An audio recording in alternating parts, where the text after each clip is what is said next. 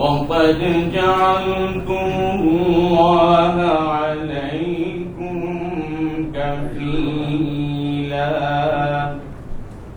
إن الله يعلم ما تفعلون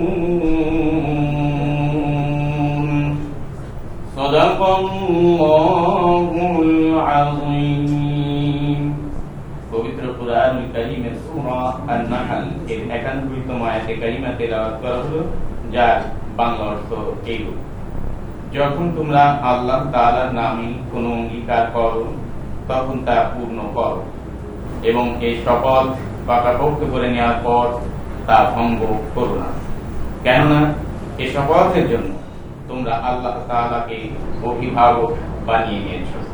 অবশ্যই আল্লাহ তাআলা জানেন তোমরা কি করো। বারাকাল্লাহু লানা ওয়া লাকুম ফিল কুরআনিল আযীম। আসসালামু আলাইকুম ওয়া রাহমাতুল্লাহি ওয়া বারাকাতুহু।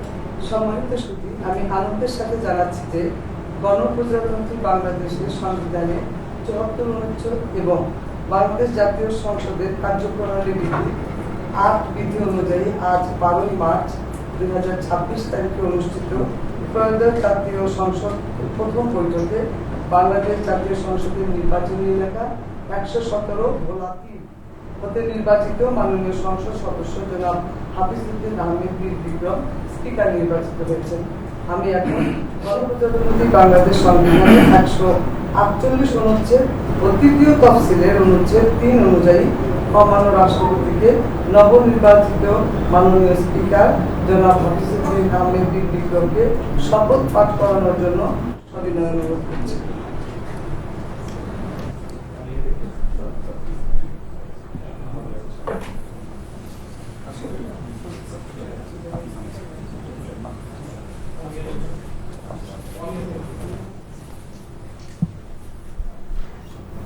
বিসমিল্লাহির রহমানির রহিম। আমি হাফিজ উদ্দিন আহমেদ বীর বিক্রম সশস্ত্র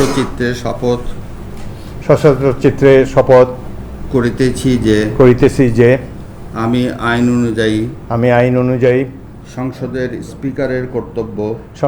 স্পিকারের কর্তব্য এবং কখনো আহত হইলে রাষ্ট্রপতির কর্তব্য বিশ্বস্ততার সহিত পালন করিব। আমি বাংলাদেশের প্রতি অকৃত্রিম বিশ্বাস ও আনুগত্য পোষণ করিব। আমি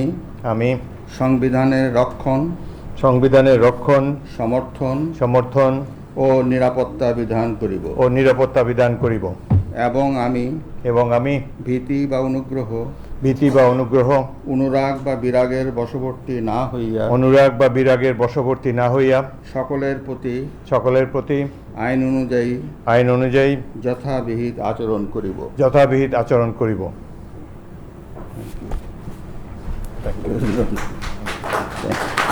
সাইন করতে হবে। শপথ পত্রে স্বাক্ষর করার জন্য স্পিকার আমি করবো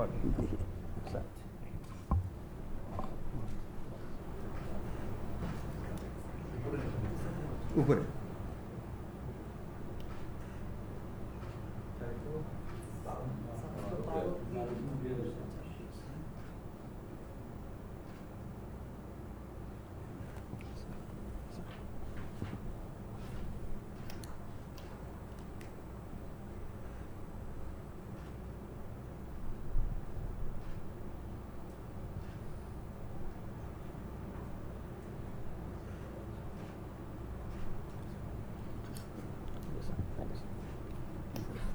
আমাদের শপথপত্রে স্বাক্ষর এবং মহামান্য রাষ্ট্রপতি কর্তৃক প্রতিষ্ঠা সম্পন্ন হয়েছে। আমি এখন অন্তকাল স্পিকার নির্বাচনে শপথ অনুষ্ঠানের সমাপ্তি ঘোষণার জন্য মহামান্য রাষ্ট্রপতি স্যারের কাছে সবাই অনুমতি প্রার্থনা করছি। মহামান্য রাষ্ট্রপতি মাননীয় স্পিকারের শপথ অনুষ্ঠানে সম্পন্নের সবাই কর্মসূচি স্থাপন করেছেন।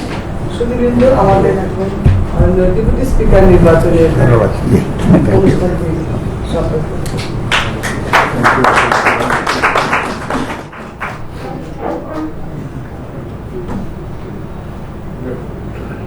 বিসমিল্লাহির রহমানির রহিম। আসসালামু আলাইকুম। আজকের শপথ অনুষ্ঠানে উপস্থিত গণপ্রজাতন্ত্রী বাংলাদেশের মহামান্য রাষ্ট্রপতি, মাননীয় প্রধানমন্ত্রী, নবনির্বাচিত মাননীয় স্পিকার, ডেপুটি স্পিকার, মাননীয় চিফ হুইপ, মাননীয় হুইপবৃন্দ, অন্যান্য সুধীবৃন্দ, আসসালামু আলাইকুম। প্রথমে আমি অধ্যকার শপথ অনুষ্ঠান, ডেপুটি স্পিকারের শপথ অনুষ্ঠান পরিচালনার জন্য মহামান্য রাষ্ট্রপতির সদয় অনুমতি জ্ঞাপন প্রার্থনা করছি।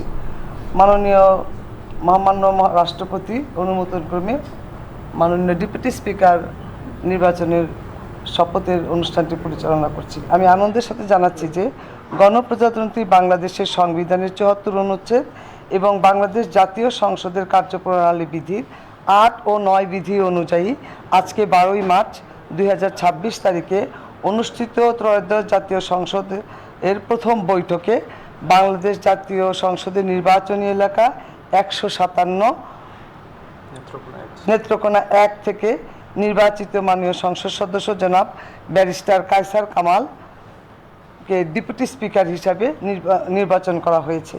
আমি এখন গণপ্রজাতন্ত্রী বাংলাদেশের সংবিধানের ১৪৮ অনুচ্ছেদ ও তৃতীয় তফসিলের অনুচ্ছেদ ৪ অনুযায়ী মহামান্য রাষ্ট্রপতিকে নবনির্বাচিত মাননীয় ডেপুটি স্পিকার জনাব ব্যারিস্টার কায়সার কামালকে শপথ পাঠ করানোর জন্য বিনীত অনুরোধ করছি।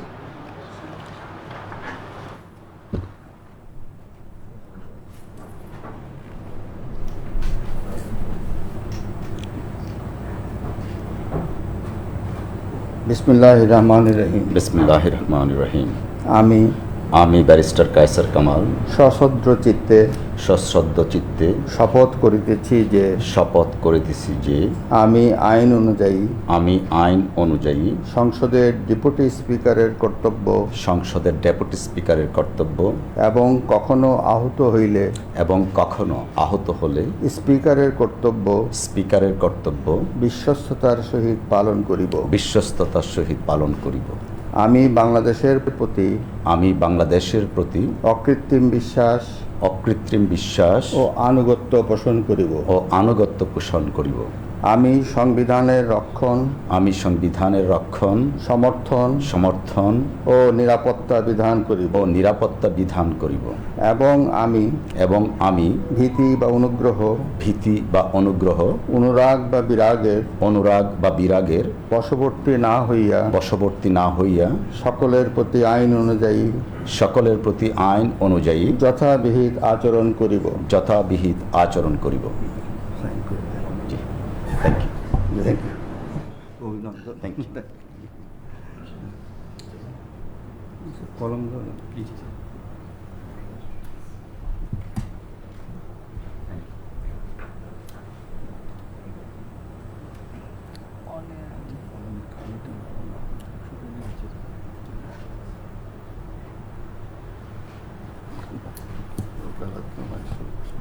সম্মানিত সুধীবৃন্দ, এখন ডেপুটি স্পিকার তার শপথপত্রে স্বাক্ষর করলেন। প্রতি স্বাক্ষর করছেন মহামান্য রাষ্ট্রপতি।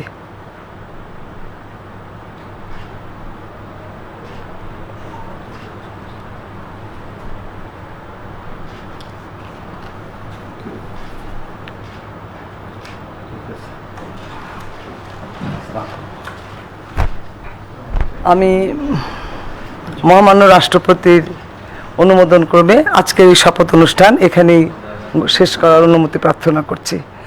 মহামান্য রাষ্ট্রপতির অনুমতিক্রমে শপথ অনুষ্ঠান এখানেই শেষ ঘোষণা করা হলো। ধন্যবাদ সবাইকে।